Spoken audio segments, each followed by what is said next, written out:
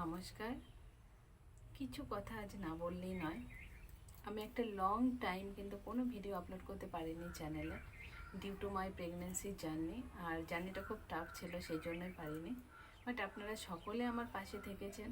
খুব কম হলেও দিন দিন কিন্তু আমার সাবস্ক্রাইবারের সংখ্যা বেড়েছে। আর এর প্রধান কারণই হলো আমি কিছু হসপিটাল রিলেটেড ভিডিও আপলোড করেছিলাম। প্রথম দিকে আমি কুকিং ভিডিও আপলোড করতাম, সেখানেও আপনাদের ভালোবাসা পেয়েছি। আর যারা কুকিং ভিডিও দেখে তারা ভাই খাদ্যপ্রেমী মানুষ। তো যখন আমি লিভার হসপিটালে গেলাম, আমার রিলেটিভসের কিছু প্রবলেমের জন্য আমি গেছিলাম। তো ওখানে গিয়ে মনে হলো এই লিভারজনিত সমস্যা আজকাল বহু মানুষ ভোগে। তো সেই হসপিটালের কিছু তথ্য আমি সবার সামনে তুলে ধরেছি, যেটা অনেক মানুষ উপকৃত হয়েছে। I am so glad with that. আসলে আমরা যখনই কোনো প্রবলেমে পড়ি, আমরা অ্যাট ফার্স্ট গুগল করি কিংবা কারোর কাছে জিজ্ঞাসা করি, কিংবা আমরা ইউটিউবে সার্চ করি। কিন্তু সব থেকে সুবিধা হয় যদি ইউটিউবে কেউ সেটা ভালো তথ্য আকারে প্রকাশ করে কিংবা তাদের এক্সপিরিয়েন্স শেয়ার করে, সেটা সব থেকে বেশি হেল্পফুল হয়। তো সেই জন্যে আমার মনে হয় যে আমার আপনাদের আরও কিছু শেয়ার করা উচিত। অ্যাকচুয়ালি আমার মায়ের ক্যান্সার জার্নিটা আমি আপনাদের সাথে শেয়ার করতে চাই।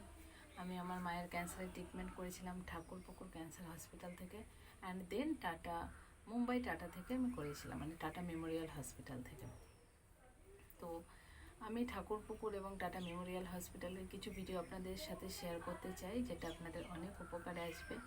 আর কুকিং ভিডিও আপনারা ভালোবাসলেও এই মুহূর্তে আমি কুকিং ভিডিও আপলোড করতে আর পারছি না, কারণ আমার ছোট বেবি, অফিস আর সব কিছু সামলে এই মুহূর্তে খুব অসুবিধা হয়ে যাচ্ছে। তো আপনারা যেভাবে আমার পাশে ছিলেন সেভাবেই থাকবেন, আরও ভালোবাসা দেবেন। আর আমি আপনাদের অনেক তথ্য দিয়ে সাহায্য করতে চাই। তো সবাইকে এটাই বলতে চাই, পাশে থাকবেন।